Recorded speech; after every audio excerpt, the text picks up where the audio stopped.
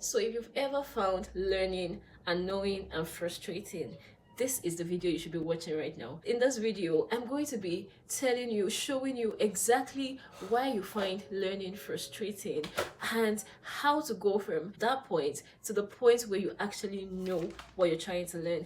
And basically in this video, I'm going to be talking about the 4 stages of learning and how to go from stage 1 to stage 4. I'm going to be showing you how to use this information to learn literally anything, whether you're trying to learn a new skill or you're a student in school trying to read new topics or learn new subjects. This video is going to be very helpful for you, so you actually want to stay to the end of this video. And let me just say that the things I'm going to be saying in this video are things that I realized just by paying attention to how I learn. Now, the first stage of learning is awareness. This is like your very first contact with that information, with that learning material, with that topic, with that skill. You might have heard about it somewhere before, or maybe somebody mentioned it in passing, but it's the first time you are totally exposed to the information. And at this point, the information is just not making sense. Your brain is screaming, what is this? Imagine now that you've never spoken Arabic or learnt Arabic in your life, and then they put in front of you a book that contains Arabic. You won't know how to read it. You won't know. In fact, the whole thing, you just won't be able to make head or tail of the whole information, because that is your first time coming in contact with it. It is not supposed to make sense. The mistake we make is that most of the time when we want to learn something new, we immediately expect it to start making sense.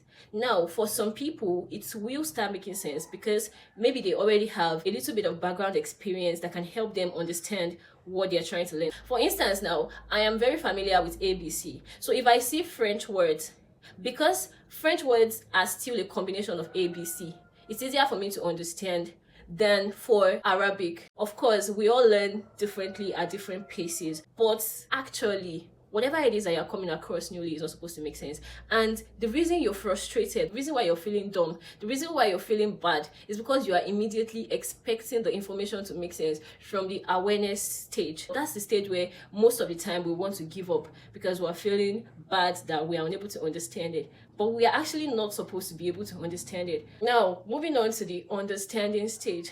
The understanding stage now is the stage where you now start to see patterns in the new information. Maybe you're reading a topic on biology for the first time, or learning like a new language for the first time, or you're learning economics for the first time. It's no longer sounding completely alien to your ears, right? It might be that you just start to see, okay, this is always the word that comes after this word, or this is always the sentence that comes after this sentence. The terminologies that are usually used, the rules involved, the words that are commonly used. So you're now starting to make sense of it. You're just at that stage where when somebody is talking about it, you understand it. When you're reading about it, you understand it. You don't know so much about it yet, but when somebody is talking, you can follow. Your mind can process what the person is saying. When you're reading it, your mind can process it, but it starts to make sense to you. Basically, that is the understanding stage. And the next stage to that is the knowledge stage. This is the stage where you start to see the whole picture. For instance, at the understanding stage, you might know how to apply the rules, but you don't know when to apply the rules. But when you come to the knowledge stage is when you start to know, okay, this is usually the point where I applied this rule. You know exactly how this information fits into this information in this field or in this thing that I'm learning. You now can start to talk about it. If there are mistakes even in whatever you're learning, you can identify that, oh, this is a mistake, or oh, this is not right. Now you know. And lastly, the mastery stage. The mastery stage is the stage where now you can very comfortably relate with the information. For instance, the language you grew up speaking, now you can speak it very well because you've been speaking it literally your whole life. And that is the mastery stage, the stage where you don't have to think so much before you are able to comfortably teach, even without checking back. At the knowledge phase, if you want to teach the topic or if you want to explain it to somebody, you might need to have the information in front of you. You might need to cross-check a few times. You might need to, oh, okay, this and that. But at the mastery phase, you can talk about it without stress. Now, at this stage, let me say that the link between these 4 stages, or the major thing that transforms one stage to the other stage, is familiarity. The more familiar you are with the information, the easier it gets for you to learn it. So how exactly do you learn effectively with the 4 stages of learning? How exactly do I use the 4 stages of learning to maybe fast track my learning or to have good grades? 1, every time I want to learn something new, I don't give myself the pressure to immediately understand it on my first contact. I literally read through the information like a storybook to gain familiarity. If I'm using a textbook, look at the subtopics, the diagrams, the words in bold, just read through like a storybook. So I don't get myself frustrated, I don't get myself worked up, I don't feel like I'm stupid, I don't feel like I'm dumb, because I know that I'm still going to know it, but it's just not going to happen on my first try. When you go for lectures and that is the first time you're coming across the information, that is your awareness stage. If you choose to not expose yourself to the information and then it's exam period, you're not trying to cram the information, you're trying to force your brain to go from awareness to knowledge immediately, and that is very, very difficult. After checking through the information, the new information, I just leave it for a while. And I always do this even if I have an exam tomorrow and I have never read that information before. The first thing I do is to flip through the information, get familiar with it, and then leave it for a while. So if I have an exam tomorrow, then I come back to it in maybe like 30 minutes or an hour's time, or I go sleep and wake up depending on how much time I have left and how much information I am about to consume. But I just go do something else. I give my mind, my brain some space to brood a little bit or to dwell a little bit on the new information. If it is not something that is urgent, then I could leave it for longer than that. I could leave it to the next day. And even if it is in like my regular reading, for instance, I've said on this channel before that I like to read early in the morning. So if I know that I have something I want to read tomorrow and it's a new topic, what I do today is that I just take it, look through it, so that by tomorrow it's no longer foreign to my brain. It's no longer my first contact with the information. Even if I am tired, even if I am stressed, maybe I go back from school, I am so tired I just want to sleep, I might just deliberately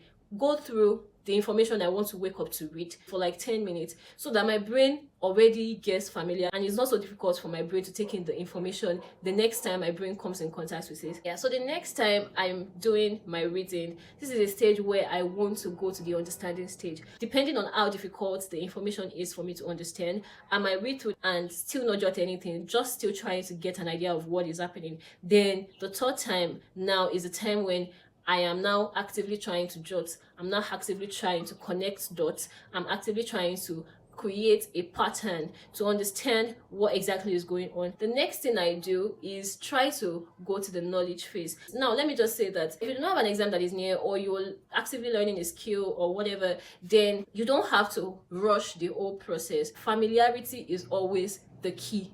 Just the more familiar you are with it, the easier it always is for you to know the information. But if I had like an exam tomorrow, I immediately try to move from the understanding stage to the knowledge stage. And another mistake that you can make is trying to go and write your examination only from the understanding phase, or stopping your learning at the understanding phase. That would be a big mistake. Understanding an information means the information is no longer strange to you, but you also have to know how everything fits together, and that is what happens in the knowledge phase. So when I am done understanding the topics, I don't stop at understanding. I move to the next phase where I make sure that I can tell how every of the information that I have just read, how they connect. You know that thing where you are in the examination hall and you are remembering bits and pieces of information, but you don't really, you don't exactly know how to glue them together. Maybe it's a process, for instance. You don't know what process comes after what process, but you can explain what the processes are, but you just don't know how they connect. Yeah, it's because you stopped learning at the understanding stage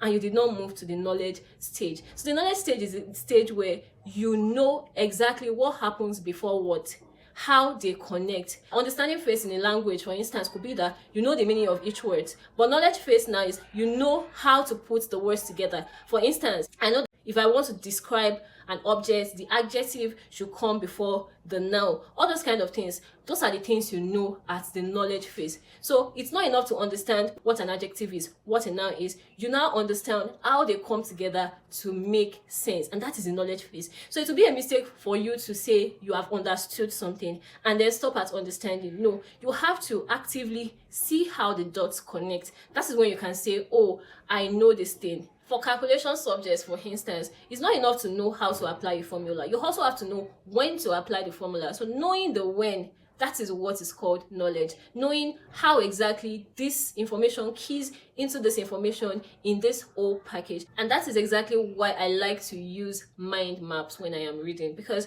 I like to know how every information connects. Mnemonics, I really use codes like a lot. I use codes like a lot. Codes literally helped me through school, and anything that I want to try to know, I could just put together their first letters and try to make it make sense. And even sometimes I just attach the information to something that I already know. I think I have a whole video on learning techniques and all that I use. You can use your knowledge stage to write examinations and pass without stress. If you're at the knowledge phase, you might not have to cram anymore to pass your exams. But if your learning was at the first stage, all you did was awareness, and then you now crammed for the exam, if the questions should be structured differently from what you crammed, you don't know how to go about it, because you were just at the awareness stage. You don't really understand what the topic is all about. So cramming will still not get you a good mark. If you are at the understanding stage of your learning and you cram for an exam, you do better. You might not remember everything the way it is where you learned it from, and you might not remember what information comes before what information, but you will be able to write something in your own words. You'll be able to put something down because you understood and then you crammed. If the questions are twisted or whatever in the exam hall, you'll still be able to write something. If you already know an information and you now still cram, this one is the one where sometimes you literally can write it word for word how it is where you learnt it from, because now you have the advantage of understanding. Now you know how everything fits into one another. So regardless of how they twist the question or whatever, you know exactly what you're doing. Your grade will be very good. Mastery now is the point where you have done that thing, or you have learned that information over and over again. You know, sometimes after an examination, you stop thinking about a particular information, or you stop reading a particular topic because maybe some other things have your attention, and with time you forget.